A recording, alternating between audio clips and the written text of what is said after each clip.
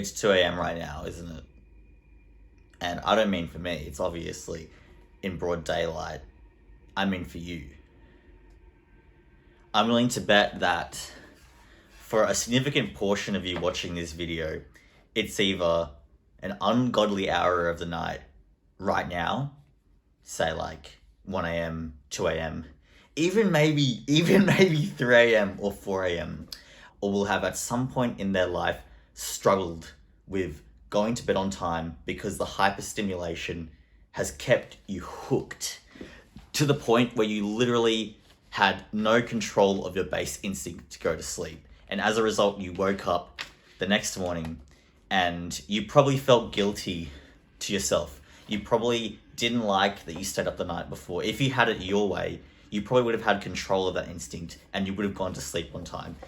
You wouldn't have woken up, and then what usually happens with all of us, we wake up, especially after, it's not even just one night of bad sleep, after a few consecutive nights of bad sleep.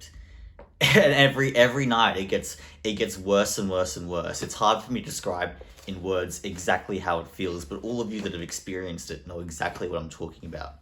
Every night it gets worse. You wake up where, we have all our dopamine and adenosine systems, which Andrew Huberman talks about quite a lot. They motivate us to do things. And in the mornings and the nights, we have a natural flow of these different chemicals, which causes us to be motivated to do everything that we want to do in the day. And because there's something specific about staying up late the night before, or just the lack of sleep in general, we wake up and we're not motivated to do anything, like, let alone make our bed and clean the kitchen and put our clothes in the laundry, let alone any of that. We can't even take the covers off of us. We're so comfortable in the warmth of the bed that we can't even take the blanket off of us. And outside of motivation, there's just how you feel.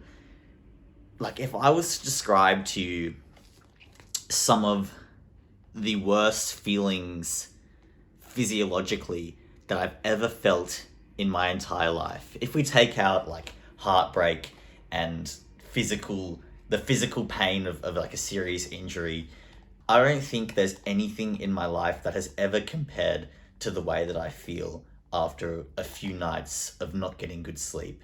And you wake up and how would I even, can you help me out? How would we even describe it in words to someone that hasn't felt it? It's like a headache, but it's not as prominent as a headache. It's like somewhere, it's not even in a physical location. Just everything feels less strong and less powerful. And everything that you do in life, you put less effort towards. I don't need to go on that much. The effect that sleep has, it's unlike anything else when you neglect it. Because that's been some of the worst feeling that I've ever felt in my entire life.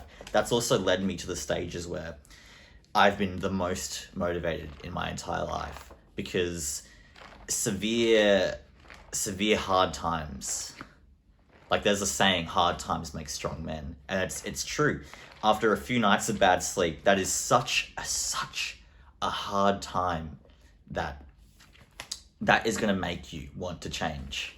And it has for me, and I'm guessing for many of us. What usually happens is we have a few nights of bad sleep, and it's some of the worst, horrible suffering that we've endured in our entire life. And because of that suffering, we vow, I'm going to go to bed early. I'm going to make a change. It's really important to me in my life that I get good sleep and I change so that I can feel good and so I can avoid the loss of mental capacity, the loss of cognitive function, the loss of motivation, the loss of everything that we lose when we lose sleep.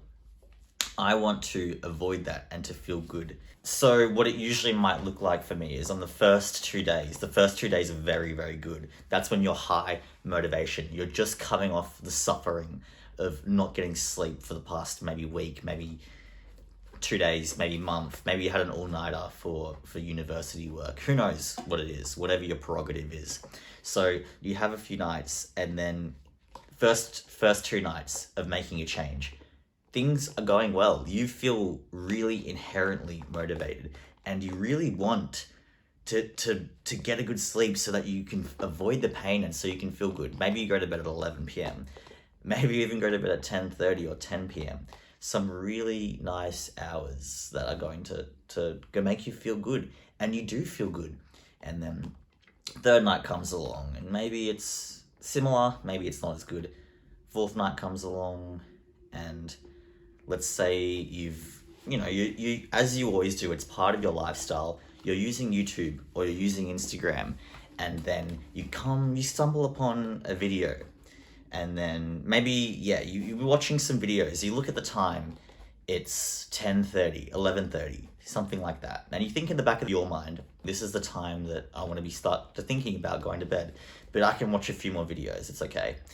And it's just at that moment that you start to stumble upon some sort of rabbit hole. You find in a couple of your recommendations, you find some really, really interesting videos that you think are going to be helpful. You see in your recommendations, there's a video from Sam Owens about decision making, and you click on it because you want to see, like, that is something that's going to benefit your life. And like, what does it matter if it's another few minutes before going to sleep? Except that video is 40 minutes. And now even if you have 2 times speed, that's another 20 minutes added to your time. The overarching idea there is that every time that we try to make a change and we go to start going to bed early, it just never seems to stick. Maybe for you, if you're very, very good at this, you probably aren't watching this video if you are one of those people, but maybe you've done it and it's worked, and now you're going to bed early, and now you're feeling great, and now you're going to seek the goals in life that you want to hit. But for a lot of us, that isn't the case, especially not for me. Ever since year 10 or year 11 in high school, which is like 7-8 years ago for me now, because I'm 24 now, I don't think, and this is insane to say, I don't think there's been a single day of my entire life between now and then, back then, that I've gone to bed before 10 p.m. I don't think there's been a single day. And do you know how insane that is? I know from my knowledge, from my research, and from Andrew Huberman, that the hours of the night where we have the highest quality sleep is 10 p.m. to 2 a.m. 10 p.m. to 2 a.m. And the fact, those are the best hours of the night. And the fact that I haven't even gone to bed at 10 p.m. in the last 8 years means that every single night of my life in that period, I've missed some of my hours of the best sleep night. And it's and it's not like I've just missed a tiny bit every night. I've missed a lot. There have been so many nights where I've gone to bed at 2 a.m. Not even when I'm doing anything. It's not like I'm even going out with my friends. If I am going out with my friends, that's way more excusable because I'm sacrificing my sleep for my social and to fulfill my social needs and to feel happy in that way. But it's not even going out with my friends half the time. It's literally I'm looking at things on YouTube and I fall down a rabbit hole, or I'm researching. It's not even YouTube sometimes. I'm just researching something on Wikipedia, and I'm going from page to page to page, and all this stuff is so interesting, especially at that time, because it's something about that time, especially for night owls, where everything becomes extremely interesting and you start to become more productive. Let's get on to how to actually fix it. Enough talk about why it's bad and all that. We all know. I want to ask you a question. Why do you actually want to go to sleep? Seriously, what is the purpose that you have for going to sleep early? If you made it all the way through, thank you. And if you found it to be valuable, consider subscribing. But that's all from me.